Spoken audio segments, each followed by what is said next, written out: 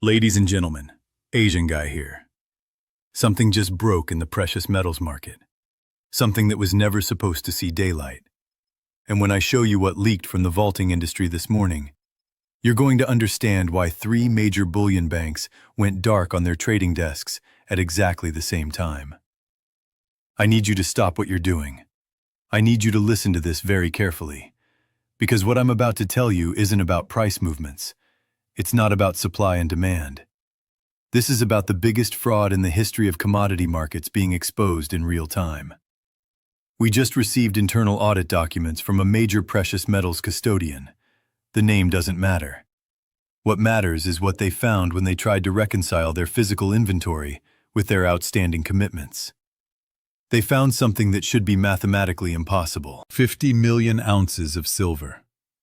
The exact same 50 million ounces. Sold to 12 different banks. Not similar silver. Not equivalent silver. The exact same bars. With the exact same serial numbers. Listed as owned assets on 12 separate balance sheets across 3 continents. This isn't a mistake.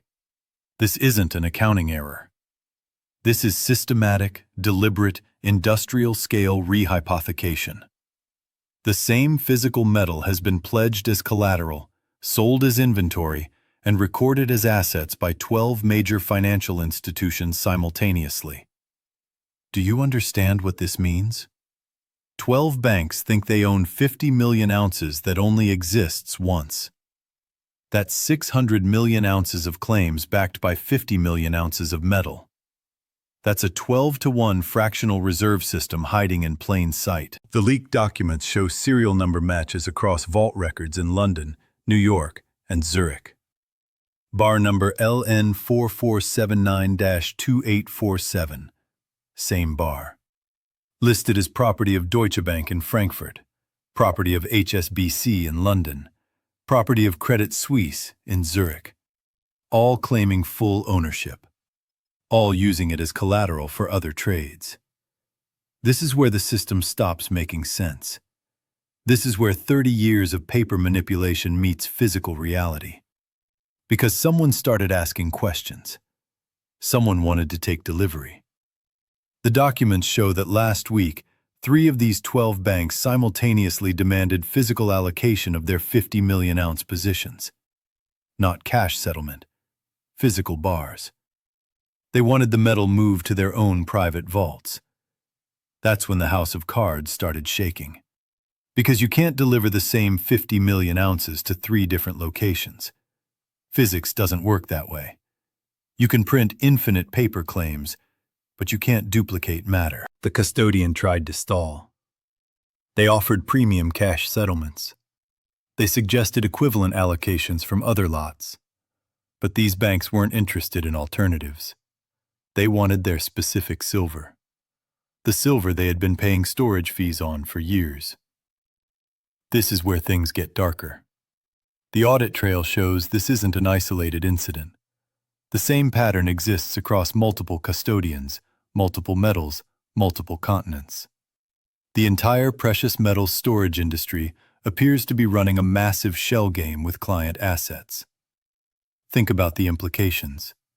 If this 50 million ounce fraud is just one example, how much phantom metal is floating through the system?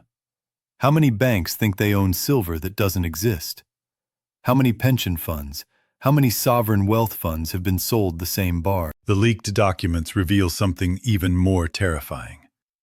Chain of custody records showing the same silver bars being transferred between institutions multiple times per day.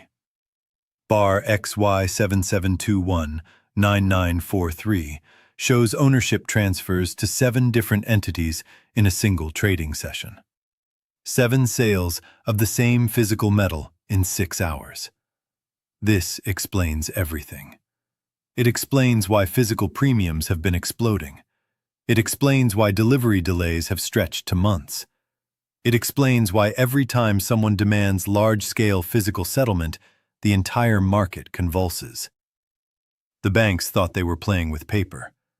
They thought they could trade digital claims forever without anyone checking the basement.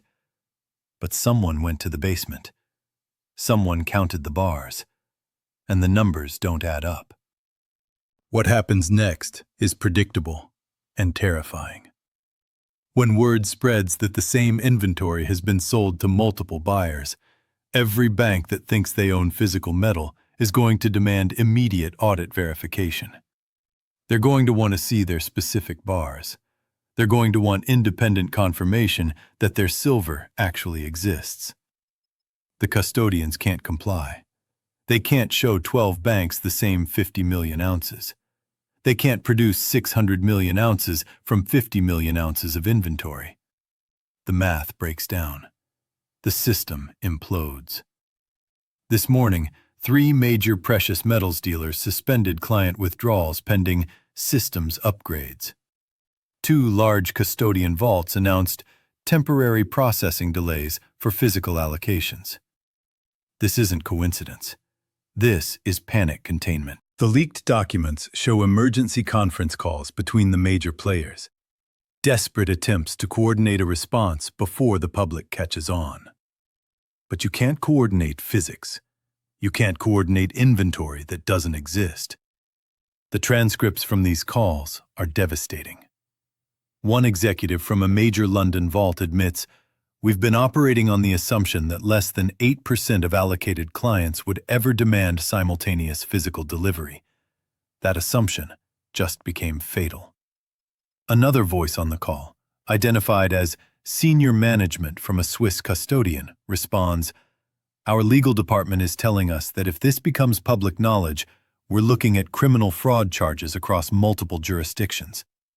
We sold the same inventory to institutional clients who paid full storage premiums for exclusive ownership." But here's where it gets even more twisted. The leaked documents reveal that some of these custodians knew about the multiple ownership problem and actively covered it up.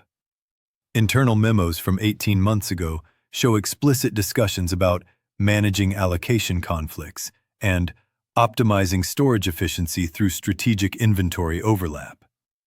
Strategic inventory overlap. That's corporate speak for selling the same bars to multiple owners and hoping they never find out. The audit trail shows something even more sinister. When conflicts arose, when 2 banks wanted to move the same bars, the custodians didn't confess to the double selling. They secretly borrowed silver from other accounts to cover the shortfall.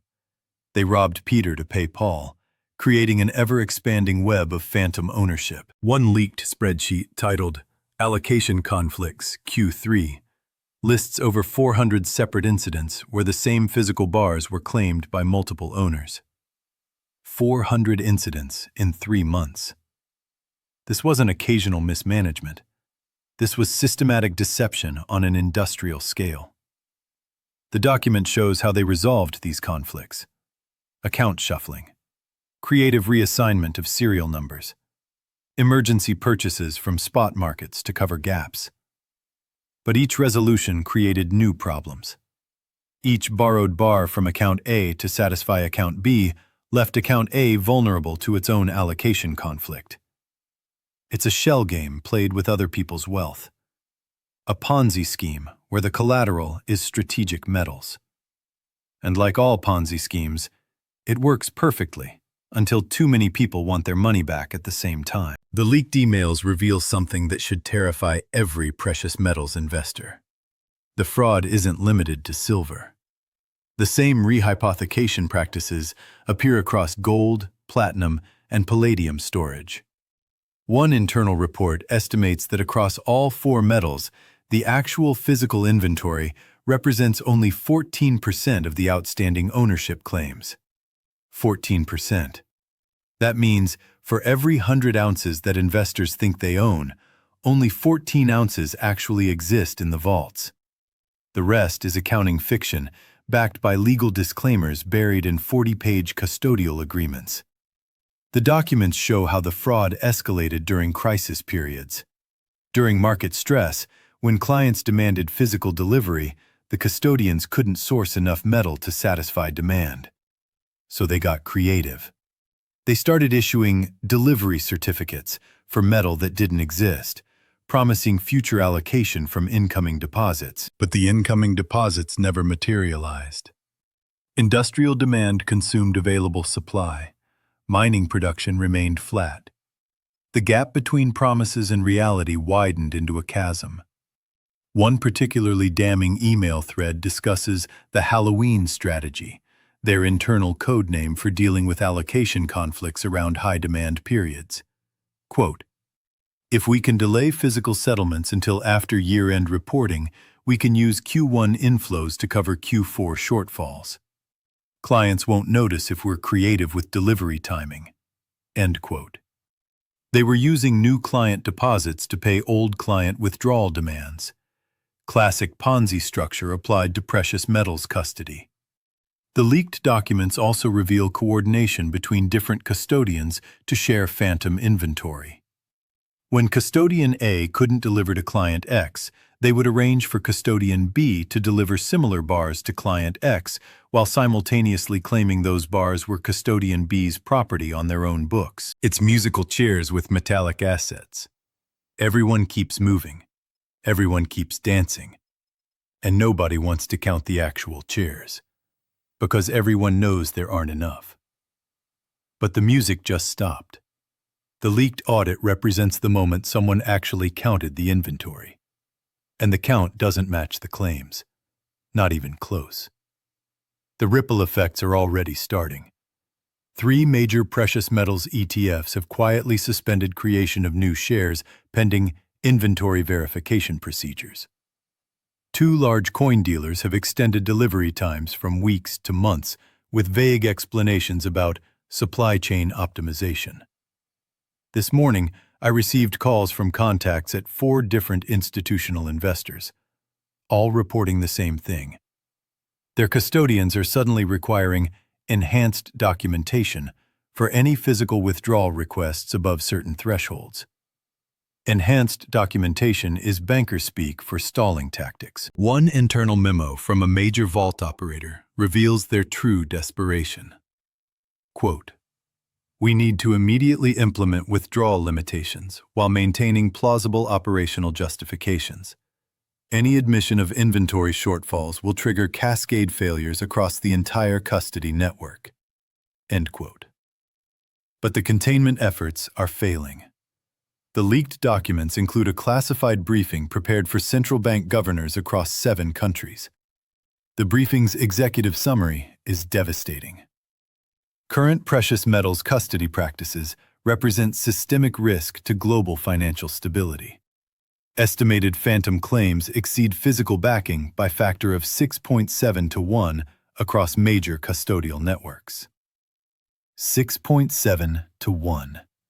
For every ounce of real metal in the vaults, there are nearly 7 ounces worth of ownership claims outstanding. This isn't fractional reserve banking. This is fractional reserve physics. And physics doesn't negotiate. The briefing reveals emergency coordination attempts between central banks and major custodians. Secret meetings in Basel. Closed-door sessions at the Bank for International Settlements.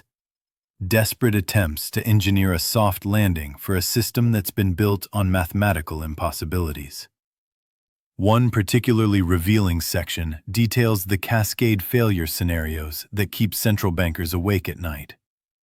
If major institutional investors simultaneously demand physical verification of their precious metals holdings, the resulting inventory shortfalls could trigger bank runs, sovereign debt crises, and currency collapses across multiple G20 economies.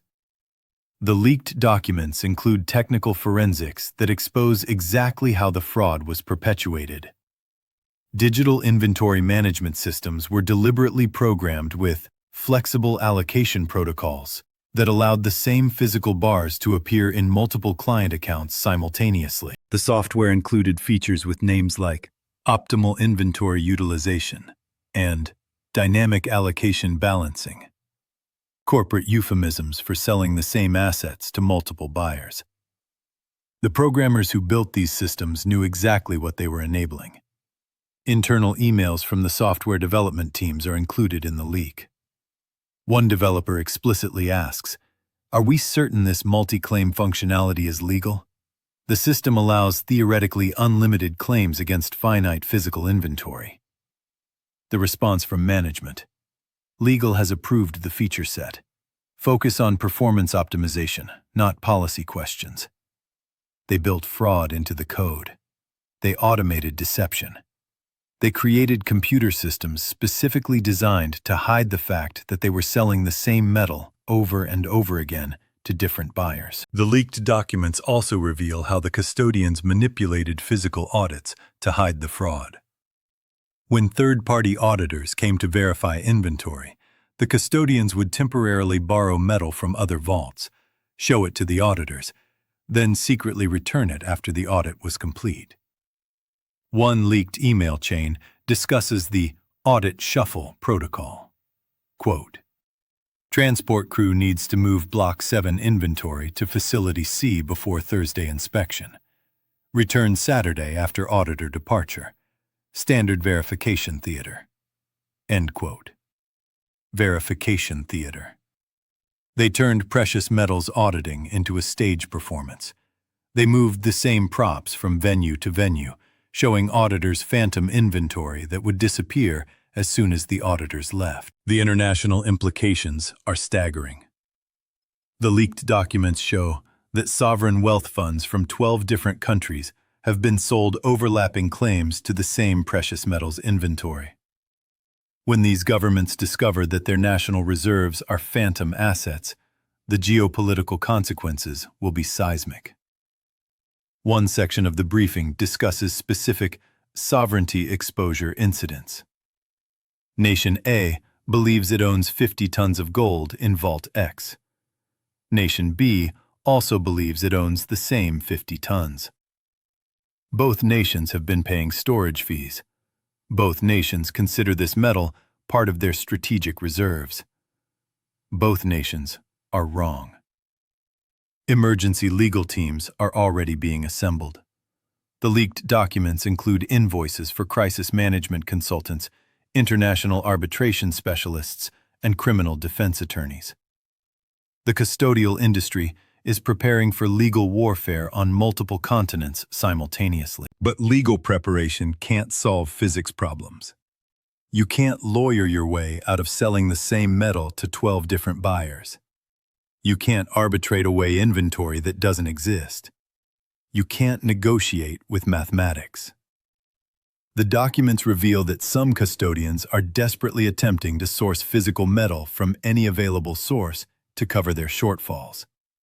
Emergency purchases from private collectors, acquisition approaches to industrial stockpiles, even discussions about purchasing metal from national mints at premium prices to prevent client defaults. But the volumes are too large. The leaked spreadsheets show combined shortfalls across major custodians exceeding 200 million ounces of silver equivalent.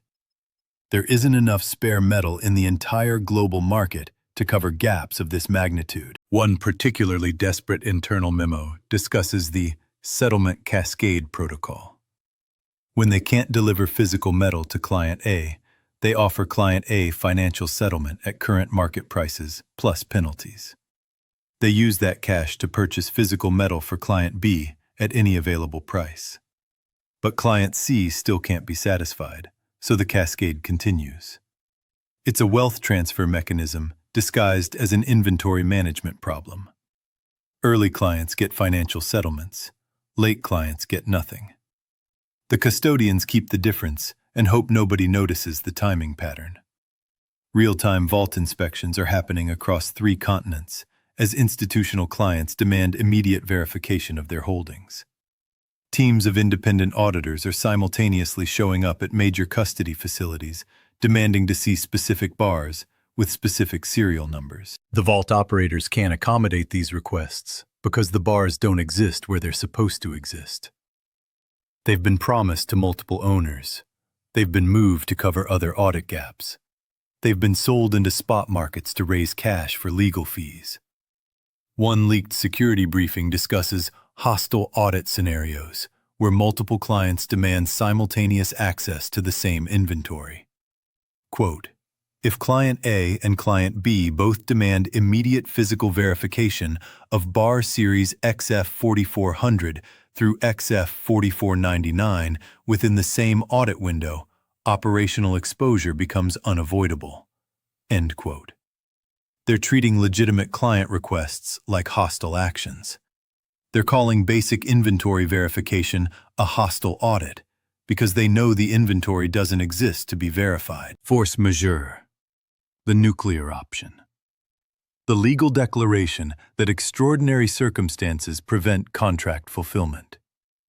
They're preparing to default on physical delivery because they sold the same metal too many times. But here's the truly insidious part. These aren't rogue traders making bad bets.